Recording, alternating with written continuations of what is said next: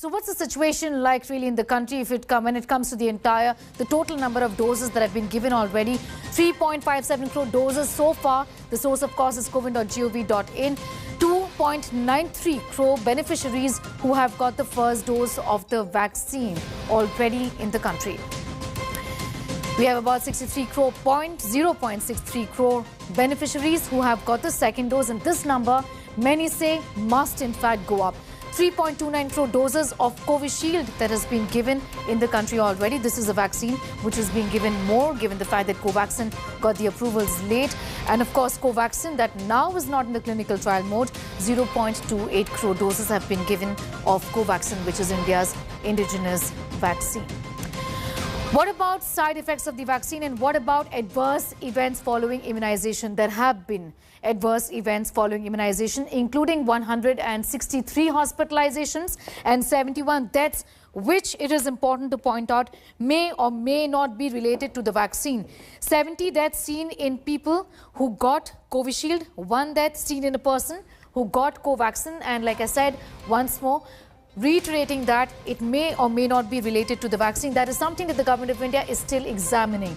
No blood clots is what the government says seen in any of the vaccine recipients in India. Authorities have held 2 meetings over this issue just over this last week. Government sources confirm that the Union Health Ministry has asked states to do close monitoring of adverse events following immunization. This is being done at block as well as district level for both of these vaccines. Meanwhile, a doctor couple in Ahmedabad got this infection after both doses of the vaccine were given. In Himachal, there was a situation as well. One in Odisha also, where there was a case of infection after the second dose of the vaccine was given. A student in Mumbai was also found positive after the second dose of the vaccination. Malini Aisula is joining us now. She's the co-convener of IDAN, and also I'm going to welcome Professor Riju John. He's a well-known health economist. Thank you both for your time here. Malini, I want to begin by asking you, the government says right now they're examining what has gone wrong in the country. They do admit that there have been 71 deaths essentially. What, in your opinion, should be the way forward in terms of data transparency and also investigating these cases? Hi, Sneha. So basically, there is definitely a need for timely assessment of all serious adverse events, which is important not just for building public confidence, but also for updating any guidance related to screening to reduce the risk of any adverse events due to following vaccination. Now, we know that the National AEFI Committee, in the 2 months since the vaccination drive started, had met only once. And of course, this week, you've just mentioned that there have been a series of meetings, but for the first 2 months, they had met only once. And during that one meeting, they had managed to conclude the final causality assessment in only 5 cases. That is 2 cases of deaths and 3 cases of hospitalizations.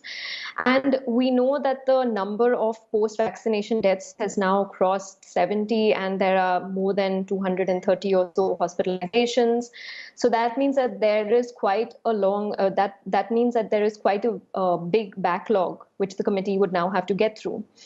Remember also that the National AEFI Committee has a role not just in going over and reviewing the reports that are submitted from the district and the state level committees, but also it needs to consider cases that would potentially present as a cluster or may have a plausible common biological pathway. Okay. So this is true, yeah. So basically we would like that. And also on the issue of transparency, this is absolutely key. The government has stopped providing the data related to hospitalizations, deaths and AEFI since the 26th of February. So we've had to track some of these cases through the media reports. Okay. The government should be providing on an ongoing basis information about all serious adverse events leading to hospitalization or worse in the public domain. Yes, we have the health secretary who in fact just last week said that they're not sharing the data because the data in fact is minuscule is what he said, but the government continues to maintain that they're doing a rolling review of all the cases. Professor Riju John, the government seems to be suggesting, and this in my conversation with Dr. Guleria as well, who said that it's COVID inappropriate behavior which seems to be driving up the surge really in the country. What about the variants then? What's your assessment, at least in the state of Maharashtra? Should COVID inappropriate behavior be blamed, or should there be more genome sequencing to understand what exactly is really driving the surge here? Hi, Sneha. Actually, I wouldn't be able to formally comment on, whether it's a new variety is actually causing the problem, because it's still been not really identified. As Dr. Valeria said, we still haven't have enough number of genome sequencing done to really identify whether it is really indeed the new variant that is driving these spikes. But then what we need to also understand is that the spike is not just in Maharashtra alone. When I look at the numbers, I see that 10 states in the country are seeing a major increase in cases, and in fact, from the lows of daily cases that they have reported back in early February, the daily number of cases have more than doubled in 10 states in the country. And of course, in Maharashtra, it just multiplied many times. Went up from 2,500 daily cases to close to more than 15,000 cases per day. But even at the national level, we see the numbers have actually more than a 128% increase in the cases, daily new cases at the national level. Okay. So it's not a case of Maharashtra alone. We have states like Maharashtra, Gujarat, Punjab, Chandigarh, Haryana, Karnataka, Tamil Nadu, Madhya Pradesh, Rajasthan, Delhi.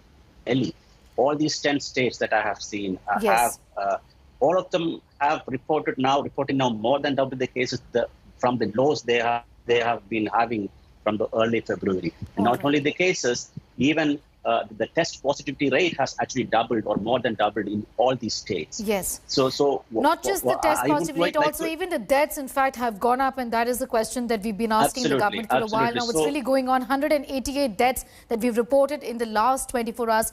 Indeed, worrisome. Professor John, thank you for joining us. Also, Malini Muru, thank you for joining us with your perspective on that important story. For the moment, hi everyone, Preeti Chaudhary here. Hope you like this video. For latest news and analysis, like and subscribe to the India Today YouTube channel. And don't forget to press the bell icon to stay updated. Thank you for watching.